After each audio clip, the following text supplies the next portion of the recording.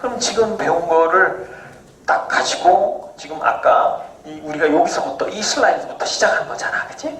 그래서 강도설계법에 따른 설계 개념을 보게 되면 VN이 VC 플러스 VS, 우리 VC가 뭔지는 알고 있고, 이제 VS를 얼만큼 필요한 양을 집어넣느냐가 전단 설계의 키가 되는데, 우리가 수직 스트럽을 썼을 때 아니면 한계 굽힙 철근을 썼을 때, 경사 스트럽을 썼을 때, 근데 대부분의 경우 우리는 수직 스트럽을 사용하고 있기 때문에 요 필요한 양만큼을 얼마의 간격으로 배치하면 된다가 전단 설계의 끝이다 라고 얘기할 수가 있겠습니다. 알겠죠? 전단 설계를 그냥 촘촘히 배치하면 더 좋겠지라고 하는 생각, 당연히 그런 생각을 하게 되지, 추상적이니까. 그럼에도 불구하고 정량을 배치하는 것은 대단히 중요합니다. 왜 그럴까?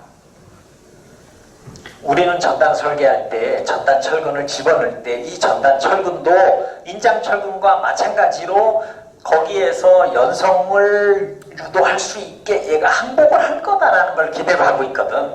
그러니까 너무나 많은 철근이 들어가면 과대 철근 상태가 되지. 그러면 그 안에 있는 전단 철근이 항복을 하지 않으면 그 앞에 있는 콘크리트가 먼저 취성적으로 또 깨질 수가 있잖아. 그러니까 무조건 전단 철근도 많이만 넣으면 된다라고 하는 이런 아니란 생각은 잘못됐다라는 걸 여기서 얘기하고자 하는 거예요. 자, 여지껏 잘 왔어. 잘 왔는데 이 식을 한번 봐봐. 조금 전까지 내가 계속 얘기했었던 부분입니다. 전단 균열이 가는 부분에 몇 개의 전단 철근이 걸리느냐, 하나의 전단 철근에 걸리는 인장력 FY가 됐지. 그 뭐야 그게? 전단 균열을 따라 있는 전단 철근도 다 항복한다는 걸 전제로 하는 거지. 그러니까 여러분들이 철근을 너무 덕지덕지 많이 집어넣으면 항복을 안 하겠지. 철근이 많은데 왜 항복을 해? 그러면 애초에 우리가 원했던 전단 철근이 보여줄 수 있는 그러한 거동을 우리가 기대하기 어렵죠. 그죠? 그래서 여기에서 전단 철근 하나에 걸리는 인장력, 항복할 때까지 걸리는 인장력이 S분의 D, 즉 몇 개가 걸리느냐는 나오게 되는데, 우리는 계산할 때 이거를 S분의 D 몇 개, 이거는 절대로 인테저로 떨어지질 않죠. 그죠? 우리는 철근을 배분할 때 개수로 집어넣잖아. 여기서부터 여기까지 이 전단 철근을 따라서 하나, 둘, 셋, 넷, 5개의 전단 철근을 우리는 배치하는데, 이 식은 절대 인테저로 떨어질 가능성이 거의 없어요. 즉 전단 철근이 힘의 2.7개라든지 3.54개라든지 4.69개라든지 이렇게 나온다고. 그러면 전단 철근을 우리가 집어넣어서 얻을 수 있는 전단 철근에 의한 전단 강도가 전단 철근 하나에 의해서 제공되고 있는 인장력 곱하기 3.79개라고 쓰면 계산상으로는 3.79개가 되는데, 그림으로 보게 되면 3.79개 어때? 3.79개 어떻게 넣어? 하나, 둘, 세 개 넣고 이거 0.79 잘라서 넣어? 결국은 3개밖에 안 걸리지. 3.79라고 계산이 나와도 실제로 배근하는 거는 점수로 떨어질 수밖에 없잖아. 그러니까 여기에 대한 부분을 우리가 고려하지 않고 이 계산을 계속하면 나중에 계산 하나도 틀린 게 없는데 왜 전단 강도가 이것밖에 안 나오지라는 얘기를 할 수가 있지. 예를 들어서 계산상으로는 3.94개가 나왔어. 근데 실제로는 우리는 3개를 배치할 수가 없잖아. 그러면 0.94개만큼은 계산상으로는 더 버텨준다고 얘기했지만 실제로는 없잖아. 그러니까 전단 설계가 이상하다라고 얘기를 하게 되는 거죠. 그렇다면 여기에서 S분의 D라고 하는 이 개수에 대해서 실질적으로 유효하게 전단 능력을 발휘하고 있는 전단 철근의 개수에 대한 정의를 다시 할 필요가 있다라는 것을 우리는 이제 공감할 수가 있게 되는 거죠. 그래서 유효 전단 철근에 대한 고찰이 있게 됩니다. VS는 S분의 AVFID 이 부분에 대한 거. 전 세계에 있는 RC 교재 중에서 이 부분을 다루고 있는 책은 제 책이 아마 유일할 겁니다. 그런데 실제로 설계를 해보면 당연한 거지 이게, 그지? 그래서 S분의 T가 이 실수값으로 계산되어서 전단철근의 간격과 유효 깊이가 정수가 아닐 경우 소수점 아랫부분이 계산돼서 전단철근의 일부분도 균열에 저항한다고 간주한다. 전단철근의 일부분만 전단력이 저항한다고 볼 수는 전혀 없는 거죠. 그죠? 그래서 S분의 T가 정수일지라도 배근된 부분부터 발생하기 쉬운 전단 균열의 특성상 균열을 지나는 전단철근의 개수를 효과적으로 모사하지 못한다. S분의 D만큼의 모든 전단철근은 철근의 항복 응력까지 저항한다고 가정하지만 그러나 소정의 정착 길이가 확보되었을 때만 항복 응력까지 저항한다. 내가 얘기했었잖아. 이 철근이 잘 보여요? 이 철근이 이 콘크리트 안에 이렇게 들어가 있어. 그리고 여러분들이 철근이 콘크리트 안에 들어가 있어서 뭐 여기 인장력이 작용하게 되면 얘가 항복할 때까지 있을 거다라고 우리가 기대는 하지만 여기서 빠져버리잖아. 이 철근이 자기의 항복할 때까지 견디기는커녕 여기서 빠지지. 아무리 전단 철근이라도 얘가 인장력을 발휘해서 얘가 우리가 처음에 설계할 때 기대했었던 얘가 항복할 거다라는 것까지 능력을 기대하기 위해서는 얘도 이 안에 충분히 묻혀야 되잖아. 이렇게 걸치기만 하면 여기서 전단력에 의한 인장력이 작용하려면 빠져버릴 거 아니야. 항복은커녕. 그러니까 얘도 어느 정도 묻어야 되는 거지. 그러나 지금과 같은 이 정착 상태라든지 이 소수점의 상태라든지 이런 것들은 설계에서 고려가 되지를 않고 있어요, 전혀.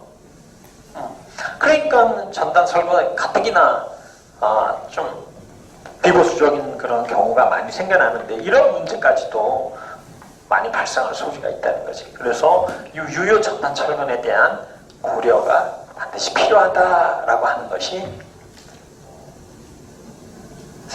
내 생각이었던 거고요. 보게 되면 우리가 계산상으로 만약에 S분의 D가 2.5개다. 2.5개다라고 하지만 실제 걸리는 건 2개밖에 없잖아. 그지? 근데 우리는 계산이 2.5개가 저항한다라고 하지만 0.5개는 어떻게 저항하냐고, 전단철근 반짜리가. 그러니까 실질적으로 유효하게 저항할 수 있는 전단철근 개수는 2개밖에 안 되는 거고. 더 극단적인 상황으로 S분의 D가 3.0이 나왔는데 하나, 둘, 셋, 뭐 4개까지 나올 수가 있는. 실질적으로 여기서는 얘는 아까 얘기한 것처럼 금방 빠지래잖아. 그러니까 정착을 전혀 하고 항복할 때까지 갈 수가 없는 애지, 얘는. 기껏 해봐야 하나, 둘. 3.0이지만 유효한 전단철근, 능력을 발휘할 수 있는 전단철근은 2개밖에 안 되는 거죠. 이 균열이 여기서 시작이 되는 이 시작점이기 때문에 여러분들 전단철근의 개수에는 포함이 되지만 얘는 그야말로 아무런 저항을 해줄 수 없는 전단철근이 돼버리는 거잖아. 그치? 얘는 계산을 해봤더니 3.2가 나왔어. 3.2가 나왔는데 이 전단철근은 균열의 시작점이기 때문에 계산에는 포함되지만 마찬가지로 외력에 전혀 저항하지 못하고, 얘는 이 부분에 있는 전단철근은 지금 정착 길이가 충분히 확보가 되지도 않은 상태예요. 그러니까 계산상으로는 3.2라고 해봐야 실질적으로 여기서 저항해줄 수 있는 애는 하나, 2개밖에 안 된다고. 그치? 그러니까 여러분들이 계산상으로 전단철근에 의해서 이만큼 견딜 거다라고 하는 그 능력의 60% 정도밖에 못 견디는 거지. 그러니까 이런 것들을 고려하지 않고 그냥 쉽게 전단력을 계산해서는 좀 문제가 있다라고 하는 거죠. 그래서 이런 것들을 고려하기 위한 유전단철근의 개수를 고려하는, 그 개수를 계산하는 방법들을 논문에 이제 냈었죠. 그런데 그런 것들은 아직 코드에 반영이 되지 않았기 때문에, 설계에서는 다 반영이 될 수가 없지만, 여러분들은 그래도 그럴 수 있겠다라고 하는 것 정도만 나하고 같이 공감을 하면 대성공이야. 학부학생 정도인데 이렇게 해서 계산하면 되는 건데, 그게 실수가 안 떨어진다는 문제점, 그리고 모든 부분에서 다 철근이 항복을 해야 되기 위해서는 항복할 수 있는 여건이 돼야 되잖아. 얘가 충분히 이 안에 묻혀줘서 여기에 인장력이 작용하면 얘가 항복이 돼야 되는데 요만큼 묻혀있으면 안 되잖아. 그러니까 그런 정착에 대한 그런 디테일한 부분이라든지 그런 부분들이 전단철근에 의한 전단력을 계산할 때 다 반영이 되지 않으면 올바른 전단 설계, 전단 저항 강도를 우리가 예측할 수 없다라고 하는 것은 같이 지금 공감할 수가 있는 부분이라는 거죠. 그렇죠? 여러분들과 나는 그 정도만 얘기를 하면 돼요. 대학원생 중 정도 되면 그러면 어떻게 그 식을 제한하면 될지에 대한 거는 그 다음 문제고, 그렇죠? 이런 많은 연구들이 모아지게 되면 이제 다음에 뭐 코드를 좀 변경할 때 좀 반영이 될 수 있겠죠, 그렇죠?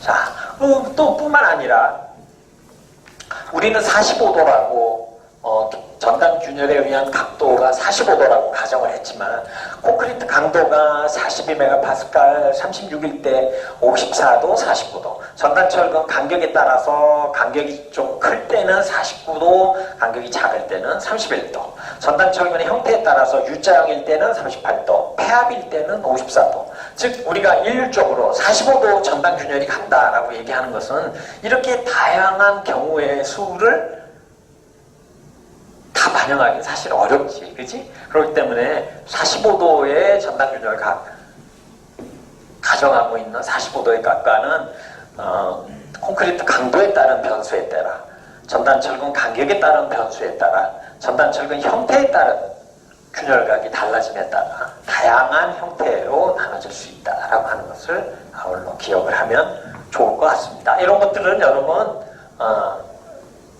잊어먹어도 괜찮아요. 그런데 정말 그럴 수 있겠다라고 이 순간에만 그럴 수 있네, 진짜 숫자가 또 안 떨어지네. 4.79개로 저항한다는 건 뭘까? 0.79개로 저항한다는 이것은 계산상에만 있지 실제로는 일어날 수 없는 일이기 때문에 그런 것들이 고려해야 된다라고 하는 한순간의 공감만이 있어도 여러분들은 우리 오늘 수업은 대성공으로 가고 있는 겁니다. 그렇죠? 그래서 기존 제한식 요거의 문제점을 우리가 조금 정리를 해본다면, 그렇지? 콘크리트 강도라든지 유효기 PP라든지 전단철근 종류 등에 따라서 또 요것이 인테저, 즉 이 정수가 아니고 실수로 따라서 그거에 대한 문제, 정책에 대한 부분, 이를 감안하지 않고 45도 균열과 일괄 적용한다는 것은 불합리하다는 것을 이렇게 많이 알고 있지만 이미 논문도 내가 냈지만 이런 것들을 다 반영해서 설계 코드를 바꾸는 건 또 쉬운 일이 아니라는 거예요. 지난번에 얘기했지만 설계 코드는 항상 돌담벽을 가고 있어요. 이쪽으로 떨어지면 너무 복잡하다고 얘기를 듣고 이쪽으로 떨어지면 너무 간단하다는 얘기를 듣고 이쪽으로 가면 너무 간단해서 설계에 편한데 정확성이 떨어진다는 얘기를 듣고 이쪽으로 들어가면 정확성은 굉장히 좋아지는데 그런 거를 가지고 어떻게 설계 코드를 만드냐 연구 대상이지 이런 얘기를 듣고 그 양쪽에서 밸런스를 유지하는 게 굉장히 어렵다는 거예요. 코드를 만든다는 것이. 그래서 이러한 여러 가지 상황이 문제점이 있을 수 있다는 걸 우리가 다 알고 있지만 그런 모든 것을 다 설계에 반영할 수는 없다는 거죠.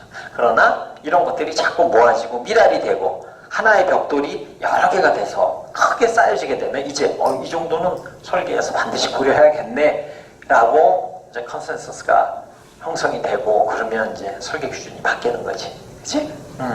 그렇기 때문에 내가 오늘 한 연구가 바로 반영이 안 되고 그러는 거는 정말 조각증이야. 그렇게 쉽게 반영이 되면 되겠어? 그러면 다른 사람이 한 연구 또 금방 반영돼야 되잖아. 그런 것들에 대한 여러 가지 비교 검토 이런 것들이 다 끝난 다음에 마라톤처럼 장기전으로 가는 겁니다.